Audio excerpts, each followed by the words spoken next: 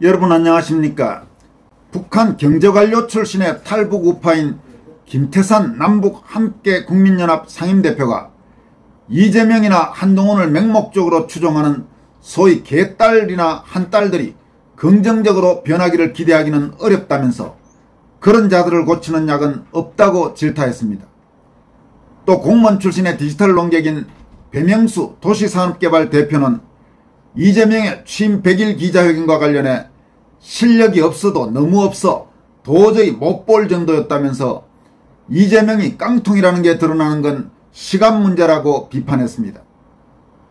먼저 김태산 대표는 개딸들은 변하지 않는다라는 제목의 글을 통해서 내가 만났던 어떤 사람들은 이재명이가 너무 무식한 양아치식으로 나가기 때문에 재명이를 지지하던 사람들도 돌아설 것이라고 말한다. 물론 정상적인 사람이라면 잘못을 깨닫고 돌아설 사람도 간혹 한두 명은 있을 수도 있다면서 그러나 나는 절대로 많은 사람들이 돌아선다고는 보지 않는다. 문재인이나 이재명을 따르는 자들은 이미 전에 대한민국이라는 나라 자체를 부정하고 북한과 중국을 인정하는 자들이다. 그리고 이승만, 박정희 전두환은 독재자나 역적으로 보고 김대중이나 노무현, 문재인 같은 자들을 구세주로 모시는 자들이라고 지적했습니다. 이어서 이런 자들은 이제 당장 한국 국민임을 포기하고 이재명을 따라 조선인민이나 중국어른이 된다고 해도 좋다고 춤추며 따라갈 자들이라면서 그래서 이미 전에 우리 애국자들은 그런 자들을 개딸이라고 명명했다. 즉 개딸들은 개딸이라는 이름 그대로 가는 것이라고 비판했습니다. 김 대표는 똥개들은 주인이 양아치든 마약쟁이든 상관하지 않는다. 그냥 먹이만 주면 주인에게 꼬리를 흔들며 그냥 따라간다. 개딸들도 똑같다. 그들은 대한민국이 망하든 말든 오직 이재명이 만세만 부를 그런 자들이라 하면서 그러니까 절대로 개딸들이나 한딸들이나 홍딸들이 변할 일은 없다. 그러니 꿈 깨라. 그런 자들을 고치는 약은 없다. 이것이 바로 가해자들의 인권만 존중해주고 반역자들의 권리와 자유를 허용해준 대한민국식 자유민주주의가 가져다준 인과응보라고 규탄했습니다. 김태산 대표가 여기서 말한 개딸은 당연히 현 상황에서 이재명에 대한 맹목적 추종자, 한딸은 한동훈에 대한 맹목적 추종자죠.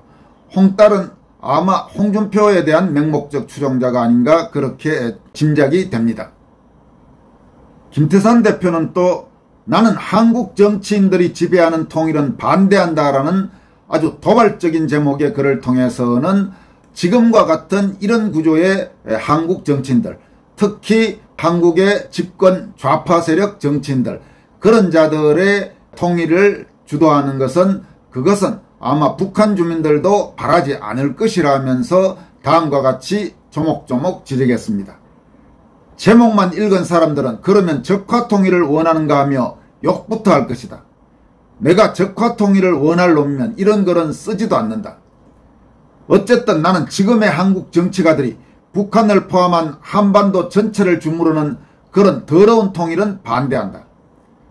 그 이유는 한국의 정치인들 중에는 더러운 반역자들과 부끄러운 줄을 모르는 머저리들이 너무 많기 때문이다. 즉 정치인 중에 애국자는 찾아볼 수 없고 몽땅 반역자와 머저리들 뿐이다. 그런 신뢰들은 많지만 멀리 보지 말고 가까이에서 보자. 그러면서 김 대표는 우원식이나 혹은 박지원이나 이런 좌파 한국 정치인들의 참 뭐라고 말할 수도 없는 부끄러운 행태를 통렬히 질타합니다. 며칠 전에 중국의 전성절 행사라는데 한국의 서열 2위라는 우원식이 찾아가서 맨 끝에 에어컨 실외기 자리를 하사받았다. 그런 우원식이가 북한의 김정은과 무슨 면담을 한 것도 아니고 지나치는 자리에서 악수만 했다. 그리고는 부끄럽게도 김정은과 악수를 한 것 자체가 성과라고 떠들었다. 도대체 뭐가 성과라는 것인가? 현재 대한민국 정치인들이 이런 정도로 무식하고 비굴하며 국가와 민족의 자존심도 없는 쓰레기들이다. 그뿐이 아니다. 우원식을 따라 중국에 갔던 박지원이는 김정은을 보고 김정은 위원장님 저 박지원입니다 하고 그것도 2번씩이나 불러서나 김정은이는 쌩까고 돌아보지도 않았다. 북한 외교부장 최선희도 박지원을 보고도 외면했다. 그런데 박지원이는 부끄러운 줄도 모르고 그것을 자랑삼아 주절거려서 온 세상이 알게 되었다. 인간이 얼마나 못나고 비굴하면 이럴 수 있는가. 애국심은 고사하고 부끄러운 줄을 모르는 짐승 같은 자들이 아닌가.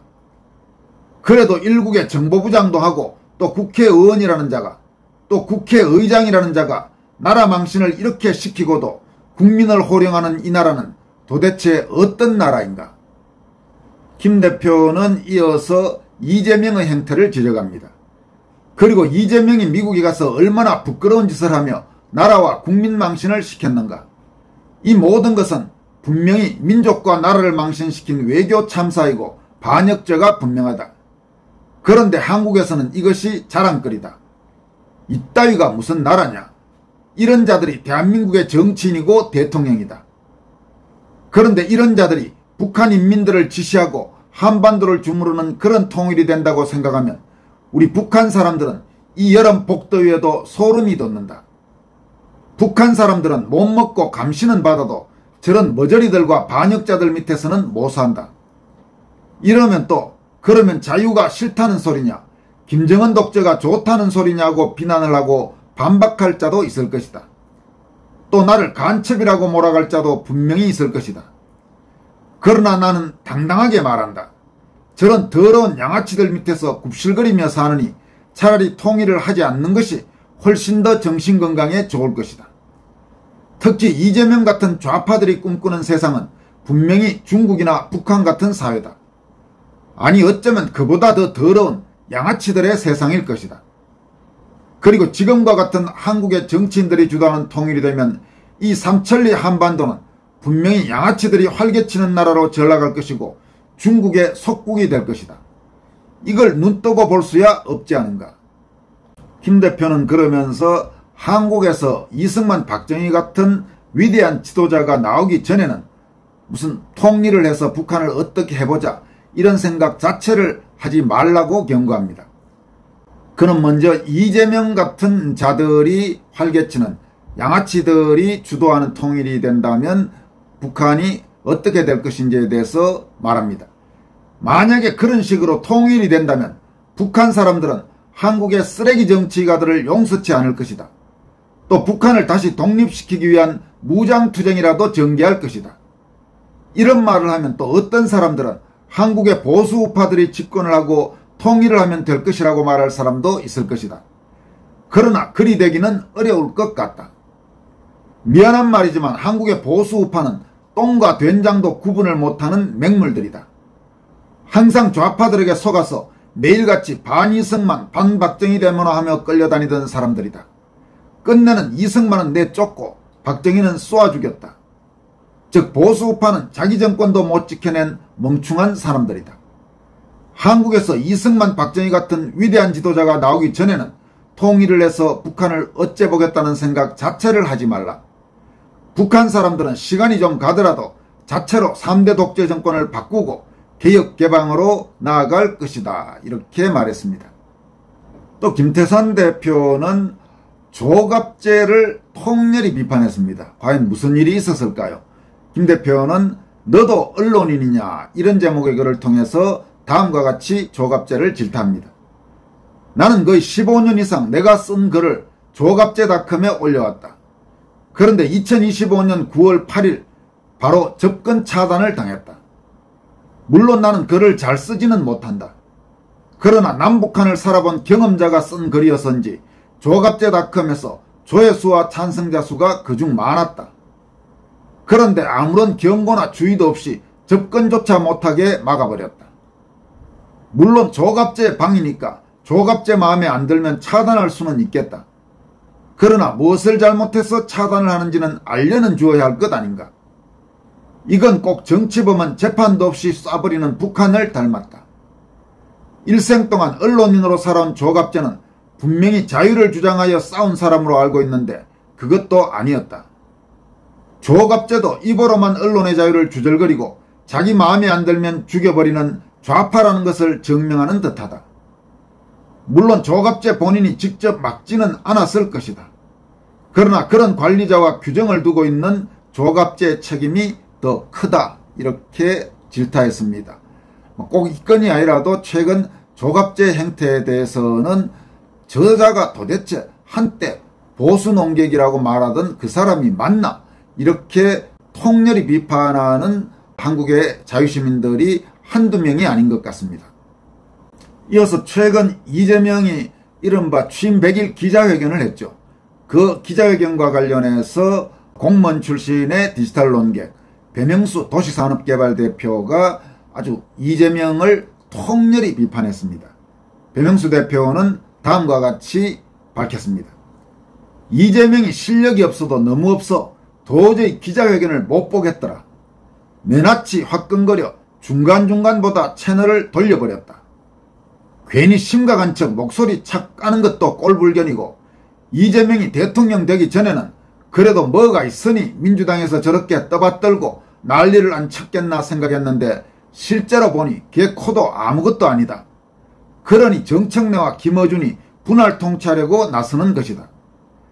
카리스마도 없고 지식도 없고 말솜씨도 그저 그렇고 얼굴은 귀인상은커녕 하인배상이다. 성남시장 할 때 써먹은 지역상품권 그거 하나만 굳게 믿고 있다. 상황이 성남시장 할 때와 다른데 아는 건 호텔 경제학이니 뻑하면 비탄감과 소비 쿠폰 뿐이다. 아는 게 알이 100분이니 원자력은 새로 안 짓고 태양광이나 풍력 발전을 해야 한단다. 성남시라는 소지역에서 인기몰이에 써먹던 방법을 대통령이 됐는데도 써먹으려고 한다. 이재명이 깡통이라는 게 드러나는 건 시간 문제다. 이재명 재판을 다시 시작하느냐 법원이 굴복하느냐는 여론에 달려있다. 그러나 이재명의 실력이 드러난 지금 이재명 재판 재개는 피할 수 없을 것이다. 장장 10시간 동안의 법원장 회의는 재판 재개를 위한 서막인 것이다, 이렇게 밝혔습니다. 과연 배명수 대표의 예상대로 한국의 법원, 한국의 판사들이 그 정도의 강단과 결기가 있을지 한번 지켜볼 필요가 있습니다. 과연 이재명에 대한 재판을 재개해서 이재명 유죄를 최종적으로 대법원에서 확정한다면 그래도 한국의 사법부는 아직은 살아있다, 이렇게 말할 수 있겠지만 과연 그 정도의 결기가 있는 판사가 몇 명이나 될지 솔직히 그렇게 확실한 믿음은 가지 않습니다. 지금까지 권순할TV였습니다. 여러분 고맙습니다.